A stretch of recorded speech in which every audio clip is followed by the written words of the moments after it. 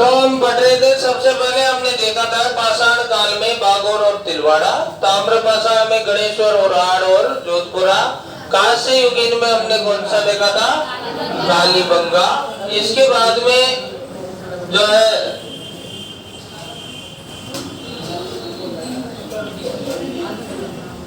इसके बाद में हमारे पास आया था बेराट।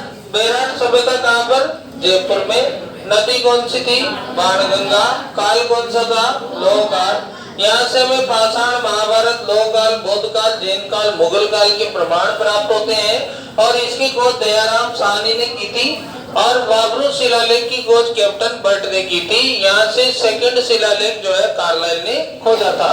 इसके बाद हमने देखा था कि यहाँ संक लिपि के क्या मिलते हैं, प्रमाण प्राप्त होते हैं और चीनी यात्री हिंसक आया था।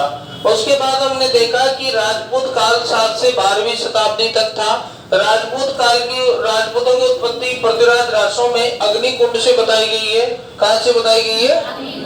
उसके बाद 4 राजपूत जन्मे थे, प्रत्यार, परमार, चौहान और चालुक्य। चालुक्य को क्या कहा जाता है, सोलंकी कहा जाता है। और वशिष्ठ ऋषि ने ये यज्ञ 7वीं शताब्दी में किया था। कौन सी शताब्दी में किया था, 7वीं शताब्दी में यज्ञ किया था। जेम्स टोड का जो मत है वो था राजपूतों को विदेशी माना गया, सक्सीतियन माना गया।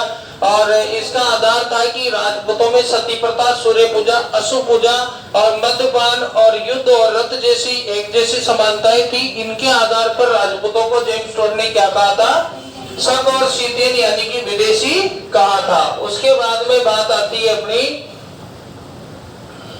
कि राजपूतों को जो है गौरीशंकर, जो विंसेंट स्मिथ है, उन्होंने शक और हूण से जोड़ा और उनको आदिम जातियों की संतान बताया।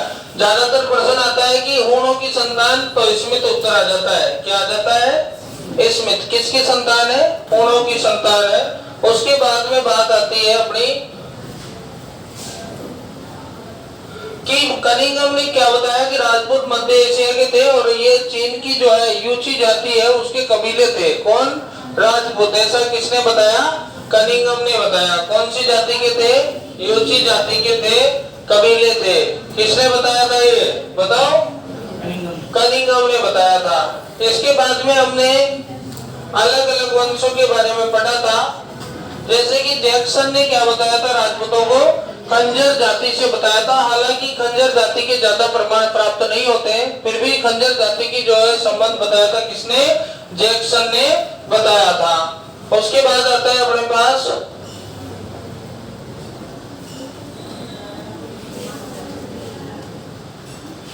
कि राजपूतों की कितनी शाखाएं थी। राजपूतों की 36 शाखाएं थी। उनमें से गुइलों की कितनी थी, 24 थी। और प्रतिहारों की कितनी थी, 26 थी। और चौहानों की भी कितनी थी, 24 शाखाएं थी। उसके बाद आता है अपने पास सूर्यवंशी मत, जो कि गौरीशंकर ओझा ने बताया, सीवी वेद ने बताया। इनके आधार पर राजपूत जो थे सूर्यवंशी थे और मनु की संतान थे। इनका संबंध इक्ष्वाकु वंश से था, जिससे श्री राम जी भी कौन से वंश के थे, इक्ष्वाकु वंश के थे। ये पढ़ा था अपन ने। उसके बाद में आता है अपने पास कि यहाँ पर जो है मारवाड़ में राठौड़ और अपने जो शाकंभरी में चौहान, इधर जाट, भरतपुर धौलपुर में, इधर यादव करौली में, और यहाँ पर गुइल मेवाड़ में थे। उसके बाद चालुक्य गुजरात में, बाटी जैसलमेर में, प्रतिहार मंडोर के आसपास क्षेत्र में थे। यानी बातें नहीं करें तो गुजरात क्षेत्र में जो है प्रतिहार थे। इस प्रकार से हमने बताया। उसके बाद में जो है हमारे सामने आया था कि ब्राह्मण किसके द्वारा बताया गया, तो दशरथ शर्मा और गोपीनाथ शर्मा, दोनों शर्माओं के द्वारा राजपूतों को क्या बताया गया, ब्राह्मण बताया गया। बिजौलिया शिलालेख में वत्स गोत्र के ब्राह्मण कहा गया। बिजौलिया शिलालेख की खोज डॉक्टर डी.आर. भंडारकर के द्वारा की गई थी। यहाँ पर प्रतिहारों की जानकारी गटियाला शिलालेख से प्राप्त होती है। कौन से शिलालेख से?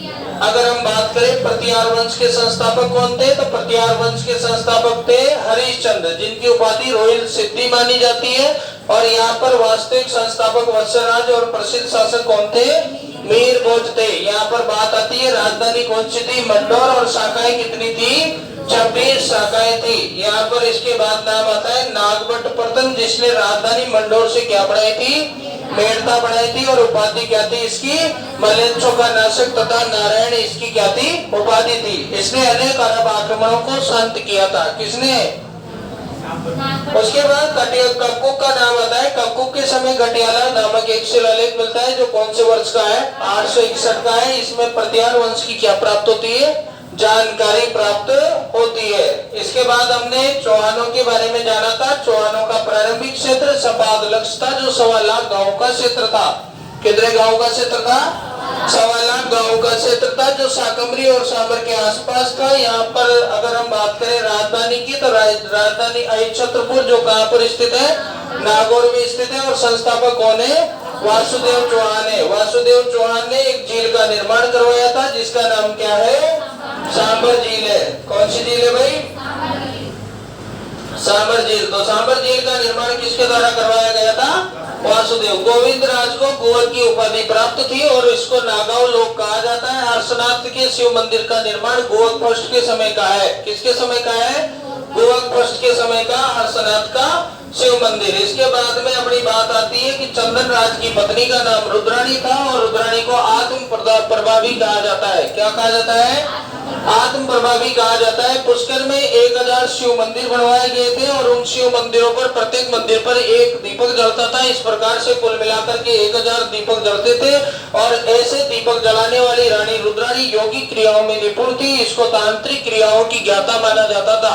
यहाँ पर अगर हम बात करें तो दीप उत्सव का आयोजन भी किया जाता है। कौन सी जगह पे? पुष्कर में। उसके बाद वागपति राज के 2 पुत्र हुए थे जिनमें एक का नाम सिंहराज और एक का नाम लक्ष्मण था। सिंहराज ने महाराजाधिराज की उपाधि धारण की और लक्ष्मण ने नाडोल में चौहान वंश की स्थापना की थी। तो नाडोल में चौहान वंश का संस्थापक कौन था? तो वो था आपका लक्ष्मण। कौन था भाई? लक्ष्मण। कहाँ पर था? नाडोल में। तो नाडोल में चौहान वंश का संस्थापक कौन था? लक्ष्मण था। विग्रहराज की बात आती है तो विग्रहराज ने हर्ष शिलालेख लिखवाया था जिसका सन क्या आता है? 973 आता है। इसके बाद 2 उपाधियां थी, एक का नाम मतंगा और एक का नाम गंगा। मतंगा तथा गंगा की उपाधियां किसने धारण की थी? विग्रहराज ने धारण की थी। इसके बाद अजय राज का नाम आता है। अजय राज ने अजमेर की स्थापना 1113 में की थी। अजय प्रिय द्रम नामक चांदी का सिक्का चलाया था। कौन सा सिक्का था? चांदी का सिक्का था और अजमेर का किला भी बनवाया था। उपाधि की बात आती है तो गजनी मतंगा है। रानी का नाम आता है तो सोमलेखा रानी है। इसके बाद में हमारे पास आता है अजय राज। ये फर्स्ट नहीं है, अजय राज सेकंड नहीं है। कौन सा है? अजय राज सेकंड। इसके बाद अर्णोराज का नाम आता है। अर्णोराज ने कौन सी सागर झील बनवाई थी? तो अर्णोराज ने आना सागर झील बनवाई थी। कौन सी झील बनवाई थी? आना सागर झील बनवाई थी। और तुर्कों का क्या किया था? संहार किया था। यानी कि तुरुष्क सेना जो आई थी, तुर्कों की सेना जिसको क्या बोलते हैं? तुरुष्क सेना। तुरुष्क सेना का क्या किया था? इसने संहार किया था। किसने? अर्णोराज ने। यहाँ पर अर्णोराज ने पुष्कर में वरा मंदिर बनवाया था। कौन सा मंदिर? पुष्कर में वरा मंदिर का निर्माण किसने करवाया था? अर्णोराज ने करवाया था। कहां पर करवाया था? पुष्कर में। कौन सा मंदिर करवाया था? वरा मंदिर का निर्माण करवाया था। इसके समय चौहान चालुक्य संघर्ष की शुरुआत हुई थी। चौहान चालुक्य संघर्ष। तो चौहान चालुक्य संघर्ष की शुरुआत किसके समय हुई थी? क्या आंसर आएगा? अर्णोराज के समय। नोट कर लो। चौहान चालुक्य संघर्ष की शुरुआत किसके समय?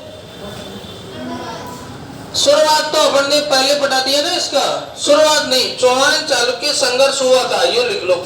शुरुआत नहीं, शुरुआत पहले हो चुकी है। संघर्ष हुआ था। चौहान चालुक्य संघर्ष हुआ था किसके समय? अर्णोराज के समय। कौन सा संघर्ष हुआ था? चौहान चालुक्य संघर्ष हुआ था। अर्णोराज की जो है रानियां थी, एक का नाम मिलता है सुधवा और एक का नाम मिलता है क्या? अर्णोराज। अर्णोराज की जो 2 रानियां थी, एक का नाम मिलता है सुधवा। क्या नाम मिलता है? सुधवा। और एक का नाम मिलता है कांचन देवी। क्या नाम मिलता है भैया? कांचन देवी। तो कांचन देवी किसकी रानी का नाम है? तो कांचन देवी अर्णोराज की रानी का नाम है। जो विग्रहराज 4 नाम पढ़ेंगे हम आगे। कौन सा नाम पढ़ेंगे? विग्रहराज 4। जो राजा बनेगा ना विग्रहराज 4, जिसका नाम बीसल देव है। क्या नाम है? ये सुधवा का बेटा था। किसका बेटा था? सुधवा का। विग्रहराज क्या नाम है इसका? फोर्थ। और जो पृथ्वीराज थर्ड नाम आएगा, क्या नाम आएगा? पृथ्वीराज थर्ड। तो आप ये मत समझना कि कांचन देवी का क्या था, ये बेटा था। ये कांचन देवी का नहीं था, ये कांचन देवी का बेटा तो था सोमेश्वर। कौन था? सोमेश्वर। और सोमेश्वर का बेटा था कौन? पृथ्वीराज थर्ड। यानी कि पृथ्वीराज थर्ड के दादा कौन थे? अर्णोराज थे। पृथ्वीराज थर्ड के दादा कौन थे? अर्णोराज थे। और विग्रहराज फोर्थ के पिता कौन थे? तो यहाँ पर क्या आएगा? अर्णोराज थे। तो यहाँ पर हम देख सकते हैं कि एक बेटा और था जिसका नाम था जगदेव। क्या नाम था? जगदेव। और जगदेव ने किसकी हत्या कर दी थी? तो जगदेव ने अर्णोराज की हत्या कर दी थी। किसने करी थी बेटाओ? जगदेव। जगदेव ने किसकी हत्या कर दी थी? अर्णोराज की। तो लाइन नोट करो, अर्णोराज की हत्या, अर्णोराज की हत्या जगदेव ने की थी। अर्णोराज की हत्या किसने की थी? जगदेव ने की थी। अर्णोराज की हत्या किसने की थी? जगदेव ने की थी। एक बार फिर से मैं इस ग्राफ को बनाता हूँ राजाओं को, अर्णोराज के बाद का ग्राफ क्या तैयार होता है। तो अर्णोराज, अर्णोराज के बाद में एक इसकी पत्नी का नाम आता है क्या? सुधवा। और एक इसकी पत्नी का नाम आता है क्या? कांचन देवी। सुधवा के एक बेटे का नाम क्या आता है? जगदेव। और एक बेटे का नाम क्या आता है? विग्रहराज। और क्या नाम आता है? विग्रहराज और नाम आता है। तो यहाँ पर जो है जगदेव के बाद में जगदेव का बेटा पृथ्वीराज सेकंड नाम आता है। यहाँ पर विग्रहराज फोर्थ बन जाता है। और इसके बाद में जो है एक नाम आता है अपर गांगे। कौन सा नाम आता है? अपर गांगे। अपर गांगे का नाम आता है। एक यहाँ पर कांचन देवी के पुत्र जिनका नाम आता है सोमेश्वर। क्या नाम आता है? सोमेश्वर। और सोमेश्वर के पुत्र का नाम क्या आता है? पृथ्वीराज। पृथ्वीराज को क्या बोलते हैं? थर्ड बोलते हैं। और पृथ्वीराज थर्ड के पुत्र का नाम आता है गोविंदराज। क्या नाम आता है? गोविंदराज। ये पृथ्वीराज के क्या थे? पुत्र थे। तो यहाँ पर अगर हम बात करते हैं तो एक नाम और आता है नागार्जुन। क्या नाम आता है? नागार्जुन। तो नागार्जुन ऐसे देखा जाए तो पृथ्वीराज जो है नागार्जुन, तो नागार्जुन नाम आता है। और ये नागार्जुन और पृथ्वीराज और अपर गांगे और ये पृथ्वीराज सेकंड ये समकालीन है। यानी कि ये सभी क्या है? भाई भाई है। क्या ये? भाई भाई है। लेकिन बाद में इनके विद्रोह हो जाएंगे क्योंकि राजा कौन बन जाएगा? पृथ्वीराज। तो ये क्या कर देंगे? विद्रोह कर देंगे। और इनके विद्रोह को कौन दमन करेगा? पृथ्वीराज दमन करेगा। बाद में यहाँ पर जो है गौरी का आक्रमण हो जाएगा। किसका आक्रमण हो जाएगा? और 1191 में जो है तराइन की लड़ाई लड़ी जाएगी। कौन सी लड़ाई? तराइन की लड़ाई। फिर 1192 में भी तराइन की लड़ाई होगी। कब होगी? 1192। फिर 1194 में जो है गोविंदराज रणथंभौर में एक नए शाखा की स्थापना करेंगे जिसे रणथंभौर के चौहान कहेंगे। क्या कहेंगे? रणथंभौर के चौहान। तो रणथंभौर के चौहानों की स्थापना कौन करेंगे? गोविंदराज करेंगे। और ये गोविंदराज किसके बेटे हैं? ये पृथ्वीराज के बेटे हैं। बात समझ में आ गई क्या? चलो बढ़ा लो फटाफट।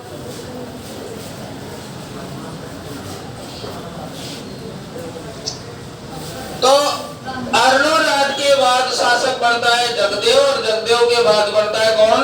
विग्रहराज। विग्रहराज के बाद कौन बनता है? अपर गांगे।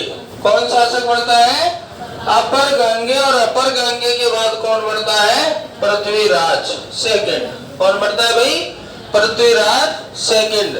नाम नंबर 4 पे बढ़ेगा। लेकिन वो इन सब के बाद में जो है राजा बढ़ता है 5 नंबर पे सोमेश्वर। और 6 नंबर पे राजा कौन बढ़ता है? तो 6 नंबर पे राजा बढ़ता है पृथ्वीराज तृतीय। देखो 3 में 6, 2 में 4, 3 में 6, 2 में 4, 2 में 4, 3 में 6 आ रहा है ना।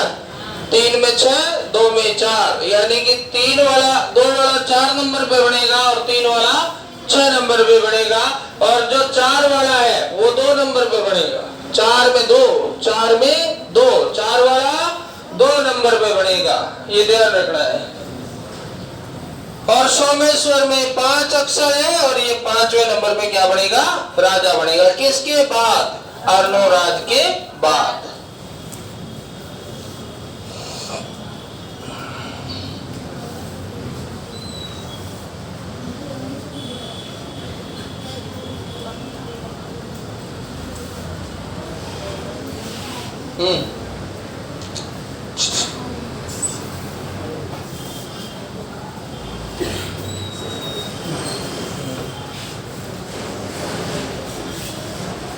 तो इतना हो गया क्लियर सबका। तो अर्णोराज जो है अपने 1133 से 1155 तक का शासन इसका मिलता है। इनके जो एक रानी थी सुधवा और एक रानी थी क्या? कांचन देवी। कांचन देवी के पुत्र हुए सोमेश्वर, सुधवा के पुत्र हुए जगदेव और विग्रहराज। जगदेव थोड़ा कमीना था, इसने किसकी हत्या कर दी थी? अर्णोराज की हत्या कर दी थी। और पृथ्वीराज जो है ये जगदेव का पुत्र था। विग्रहराज के पुत्र अपरगामी और कौन थे? नागार्जुन थे। तो यहाँ पर जो है सोमेश्वर के बाद में जो है पुत्र आता है कौन? पृथ्वीराज तृतीय। और यहाँ पर गोविंदराज का उनका पुत्र आता है। तो हम देखते हैं कि गौरी के आक्रमण के समय कौन सा युद्ध हुआ था? तराइन का युद्ध हुआ था। तो यहाँ बात ये आ गई कि राजा कैसे बने। तो अर्णोराज के बाद जगदेव, जगदेव के बाद विग्रहराज, विग्रहराज के बाद अपरगांगे, अपरगांगे के बाद पृथ्वीराज सेकंड, पृथ्वीराज सेकंड के बाद सोमेश्वर, सोमेश्वर के बाद पृथ्वीराज थर्ड, थर्ड में 6 और यहाँ पर 2 में 4 और 4 में 2। ये ट्रिक अगर अपनी याद रहती है तो ये अपने को याद रह जाता है। तो यहाँ पर ये शासक बने और गौरी ने जो है 1191 में कहां पर अटैक किया था? तराइन पर अटैक किया था। और तराइन के पहले युद्ध में गौरी हार गया था। तराइन के दूसरे युद्ध में गौरी जीत गया था। उसके बाद 1194 में कौन से वंश की स्थापना होती है? रणथंभौर के चौहान वंश की स्थापना होती है। किसके द्वारा? गोविंदराज के द्वारा। तो गोविंदराज जो था किसका बेटा है? पृथ्वीराज तृतीय का बेटा है। ठीक है, पढ़ा लो फटाफट।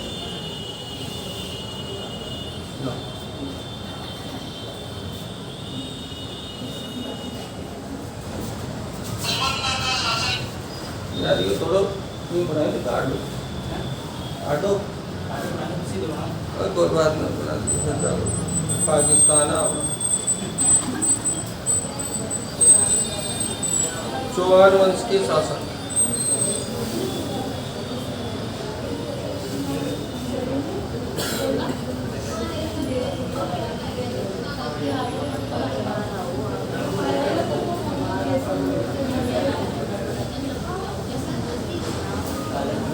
चलो तो देखो जगदेव ने किसकी हत्या कर दी? बोलो मत। जगदेव ने किसकी हत्या कर दी? तो पितरंता कौन हुआ? ऐसे और भी पितरंता हुए हैं। बताओ प्रतिहार वंश के पितरंता। प्रतिहारों का पितरंता था मीर भोज। कौन था? मेवाड़ों में पितरवंता, मेवाड़ में उदा नाम नहीं सुना? उदा का, जिसने कुंभा की हत्या करी थी। और मारवाड़ में कौन थे? मालदेव। मालदेव ने पिता चंद्रसेन की क्या कर दी थी? चंद्रसेन था क्या? चंद्रसेन थोड़ी था। बताओ कौन था? मालदेव के पिता कौन थे?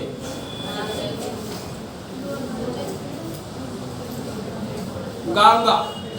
क्या नाम है? गांगा। चंद्रसेन तो वीर राजा है। कहाँ का?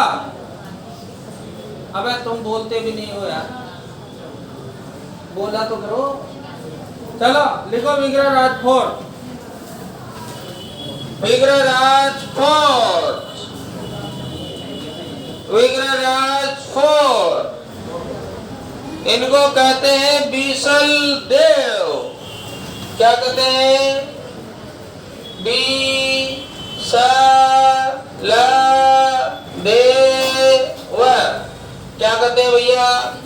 बीसल देव। विग्रहराज फोर को क्या कहते हैं? बीसल देव। इन्होंने एक नाटक लिखा। क्या नाटक लिखा? हरी केली। हरी केली नाटक लिखा। कौन सा नाटक लिखा? हरी केली नाटक। किसके द्वारा? बीसल देव के द्वारा। कौन सा नाटक लिखा गया? दिल्ली पर आक्रमण किया। कहाँ आक्रमण किया? दिल्ली पर आक्रमण किया। कहाँ पर आक्रमण किया? दिल्ली पर आक्रमण किया। कौन सी जगह आक्रमण किया? दिल्ली पर आक्रमण किया। उसके बाद दिल्ली में एक शिलालेख लिखवाया। उसका नाम था विष्णु स्तंभ। विष्णु स्तंभ लेख। विष्णु स्तंभ लेख कहाँ लिखवाया? दिल्ली में। तो लिखो, दिल्ली में विष्णु स्तंभ लेख लिखवाया। किसने? किसने? विग्रहराज फोर ने। अजमेर में, बताओ, अजमेर में संस्कृत पाठशाला। अजमेर में कौन सी शाला? संस्कृत पाठशाला बनवाई। किसने? विग्रहराज फोर ने। कहाँ पर? अजमेर में। कौन सी? बाद में उसको तोड़ दिया। किसने? कुतुबुद्दीन ऐबक ने। तो कुतुबुद्दीन ऐबक ने पाठशाला को तोड़ दिया था। कुतुबुद्दीन ऐबक। किसने? शॉर्ट में लिख लो, कुतु। किसने तोड़ दिया था? कुत्तों ने तोड़ दिया था।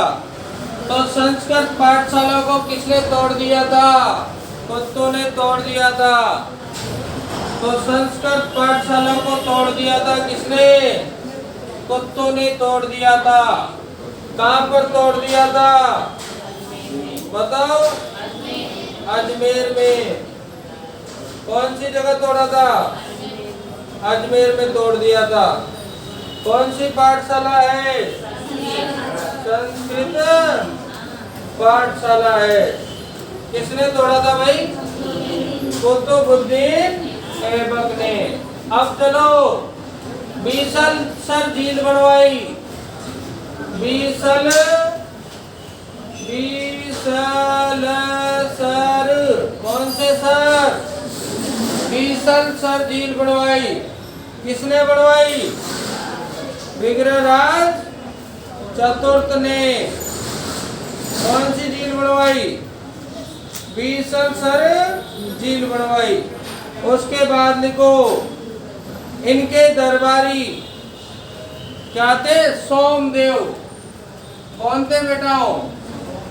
सोमदेव ने ललित विग्रहराज लिखा।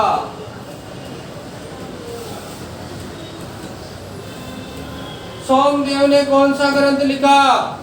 ललित विग्रहराज। किसने लिखा? सोमदेव ने। संस्कृत में लिखा था ये। इनके समय जैन विद्वान धर्मघोष थे। जैन कौन थे?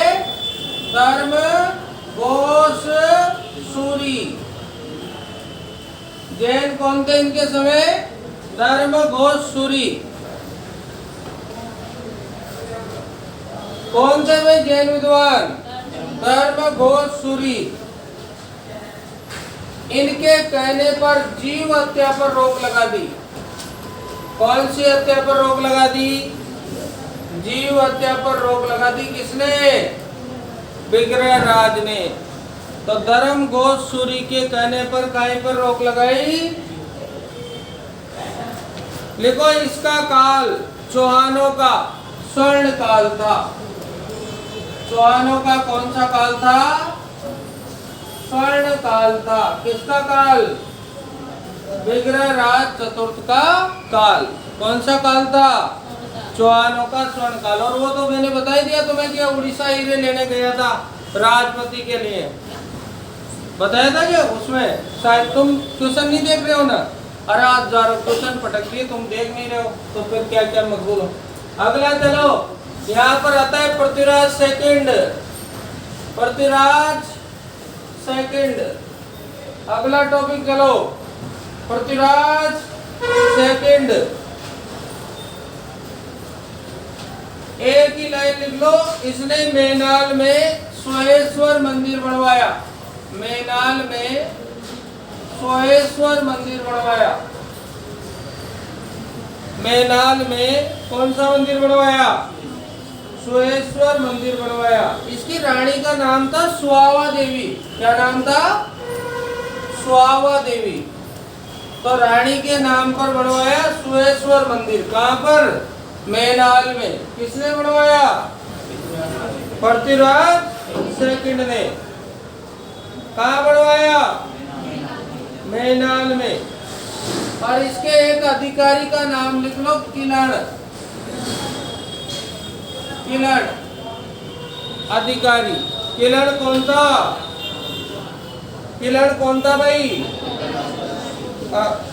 अधिकारी था।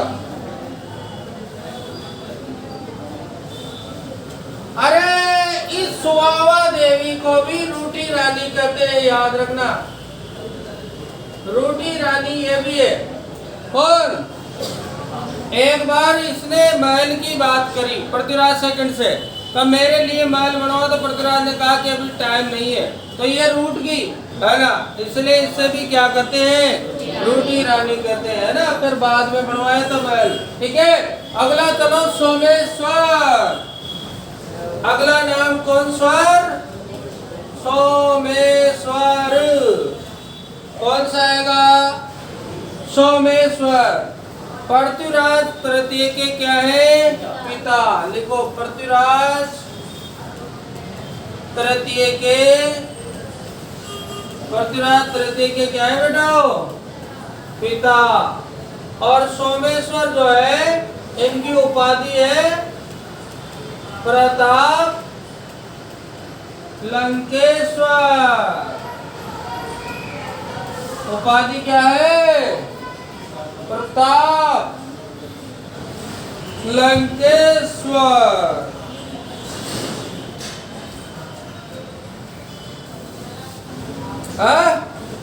पत्नी का नाम बताओ।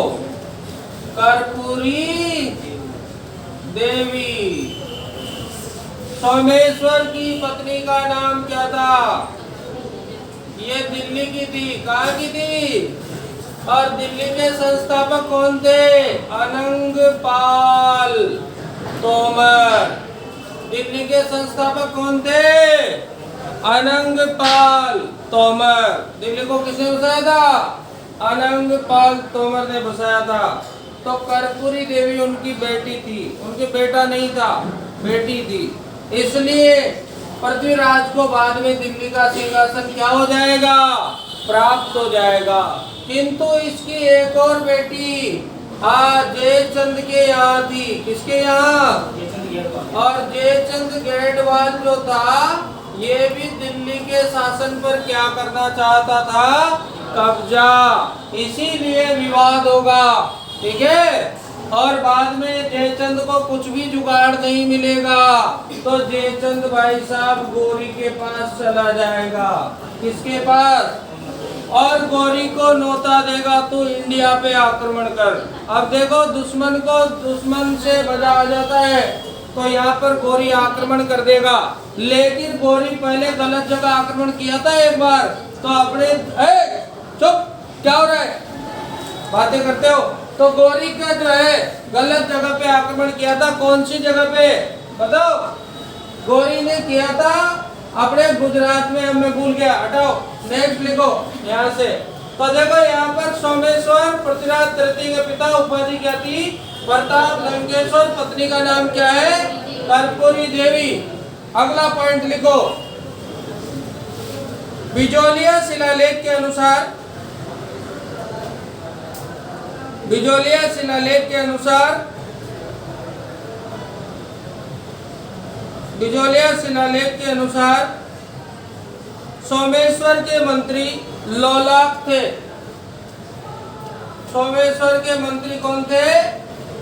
लोलाक। सोमेश्वर के मंत्री का नाम क्या था? लोलाक थे। सोमेश्वर के मंत्री का नाम क्या था? बताओ बताओ। बिजोलिया शिलालेख में प्राचीन नामों का उल्लेख है। बिजोलिया शिलालेख में प्राचीन नामों का उल्लेख है। थोड़ा वो हटा, पाँच सटा है मुद्दा आता ही कराता है कि समझना है मुद्दा दर्द दी हटाओ ना मुद्दा ने हटा तू बेटा 50 बार कदी 50 बार कुत्ता की टेढ़ी टेढ़ी अब का अगर मुद्दो दे 2000 रुपए लूंगा ध्यान रखो। ये सारा मुद्दा तोड़ दिया यार, समझ में ना आ रही भाई ताकत सेवा कर रहे हैं को मतलब ये थोड़ी होता सब मटार जाओ दूसरा चुरा होगा नहीं यार ताई न पढ़ ता कोर्स पूरा कर देगा आज ही है ना। अगला चलो, अरे मुद्दा का पीसा देगा था फीस का दे दिया पूरा मुद्दा का देगा। मंत्री का नाम क्या है? लोला। मंत्री का नाम क्या है? बताओ बताओ। और यहाँ पर पत्नी का नाम क्या है? कर्पूरी देवी। अगला पॉइंट चलो, सोमेश्वर के समय अजमेर में वैद्यनाथ मंदिर बनवाया गया। अजमेर में कौन सा मंदिर बनवाया गया? वैद्यनाथ मंदिर बनवाया गया। कौन सा मंदिर बनाया गया? और इनके मंत्री केमास ने, एक तो लोलाक का नाम आता है, एक और मंत्री कौन था इनका? केमास। मंत्री केमास ने नागौर का निर्माण करवाया। मंत्री केमास ने कौन से किले का निर्माण करवाया? बताओ। नागौर दुर्ग का निर्माण करवाया। किसने? केमास ने। तो केमास ने कौन से दुर्ग का निर्माण करवाया? बताओ। नागौर दुर्ग का निर्माण करवाया। किसने करवाया? 5-6 लाइनें याद आ रही है ना?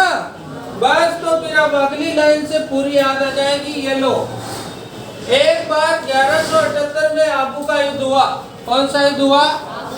आबू के राजा थे जयत्र सिंह। कौन थे? अपने चौहान राजा थे सोमेश्वर। कौन थे? जयत्र सिंह पर आक्रमण होता है। किस पर होता है? गुजरात के सोलंकी जयत्र सिंह पर आक्रमण करते हैं। सोलंकी का नाम था भीम सेकंड। क्या नाम था? भीम सेकंड। यहाँ पर जो है जयत्र सिंह का साथ देने के लिए कौन जाते हैं? सोमेश्वर जाते हैं। तभी युद्ध में सोमेश्वर की क्या हो जाती है? मृत्यु हो जाती है। और इसी मृत्यु के बाद में सोमेश्वर की मृत्यु का बदला लेना कौन चाहते हैं? पृथ्वीराज लेना चाहते हैं। इस जयत्र सिंह की पुत्री का नाम इच्छिनी होता है। क्या नाम होता है? जिसकी सगाई भीम सिंह से तय हो जाती है। किससे तय हो जाती है? लेकिन पहले ही पृथ्वीराज उसे उठा लाते हैं। कौन? बाद में पृथ्वीराज कहाँ जाते हैं? कन्नौज। और कन्नौज में कौन शासक होता है? जयचंद। जयचंद क्या आयोजित करता है? स्वयंवर। क्या आयोजित करता है? और स्वयंवर में से पृथ्वीराज संयोगिता को उठा लाते हैं। किसको उठा लाते हैं? पृथ्वीराज के मंत्री का नाम क्या होता है? चंद्रबरदाई। क्या नाम होता है? चंद्रबरदाई। और चंद्रबरदाई एक ग्रंथ लिखते हैं। कौन सा? पृथ्वीराज राजसो। कौन सा ग्रंथ लिखते हैं? क्या बात समझ में आई कि आबू का एक युद्ध हुआ था कब? 1178 में। इसमें जयत्र सिंह कहाँ का शासक था? आबू का। इसका आक्रमण किसने किया था? गुजरात के सोलंकियों ने। साथ देने कौन आया था? सोमेश्वर। सोमेश्वर की क्या हो गई थी? मृत्यु। मृत्यु के बाद पृथ्वीराज ने क्या चाहा था? बदला लेना। किससे?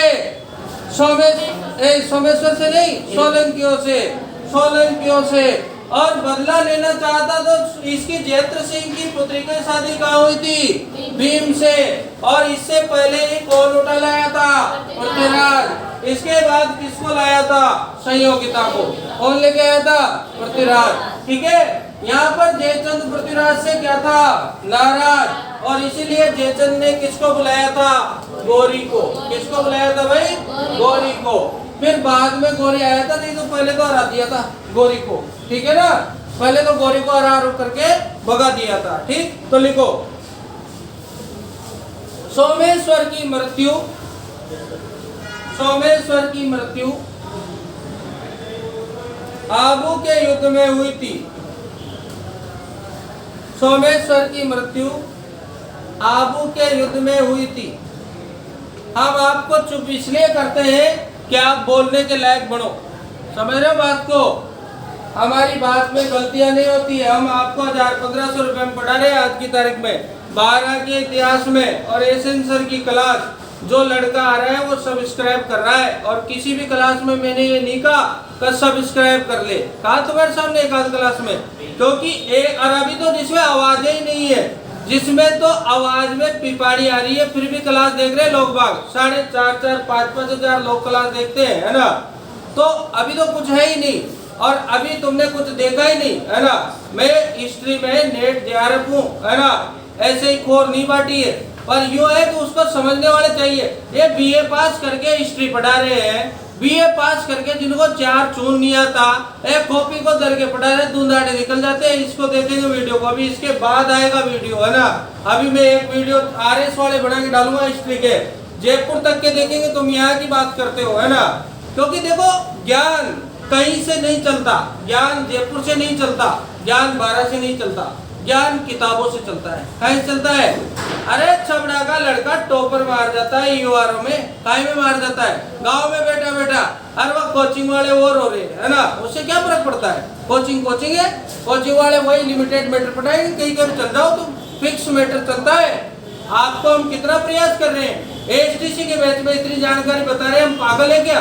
हम चाहते हैं कि तुम्हारा नंबर आए, इसलिए हम माथा बड़ा कर रहे हैं। हमारे क्या मुंडा तक रहा है, अभी बैठ जाए कुर्सी पे 4 बातें लिखा दी, क्या जा रहा है हमारा? समझते नहीं हो। अगला पॉइंट लिखो, पृथ्वीराज तृतीय। कौन सा आएगा बेटा? पृथ्वीराज तृतीय। और अगर कोई नाराजगी वाले भाव रखता है तो वो हमारी कोचिंग ज्वाइन नहीं करे। पृथ्वीराज तृतीय क्या आएगा? सन 1177 से क्या आएगा? 1192। 1177 से 1192। पृथ्वीराज तृतीय का क्या आएगा बेटा? 1177 से 1192। अरे बेटा 11 का पढ़ना बोलो, 11 छक्का 66, 11 सत्ता क्या आएगा? 11 सत्ता 77। तो जन्म कब हुआ था और इनको राज्याभिषेक कब हुआ? राज्याभिषेक कब हुआ बताओ? 1177 में। और इन्हें गौरी ने पकड़ा, कब पकड़ा गौरी ने? गौरी ने गिरफ्तार कब किया बताओ? 1192 में। तो देखो जन्म कब हुआ, राज्याभिषेक कब हुआ और गौरी ने कब पकड़ा? अरे जन्म कहाँ हुआ? अनहिल पाटन। अनिल पाटन कहाँ है? गुजरात में। राज्याभिषेक कब हुआ? 1177 में। और गौरी ने कब गिरफ्तार किया? 1192 में। और कहाँ ले गया? गजनी। कहाँ ले गया? गजनी। गौरी कहाँ का था? गजनी का। तो इनको कहाँ ले गया? गजनी। और वहां पर इनको अंधा करवा दिया। कौन सी जगह?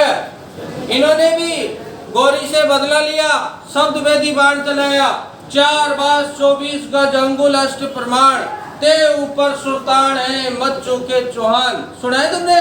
तो यहाँ पर किसने बोला था? वो इनके बाल सका चंद्र बरदाई ने। किसने? और बाद में चंद्र बरदाई का जो ग्रंथ है पृथ्वीराज रासो, किसने पूरा किया था? जल्लड़ ने पूरा किया था। ठीक है, तो लिखो, ये लिख लिया क्या? फटाफट लिख लो।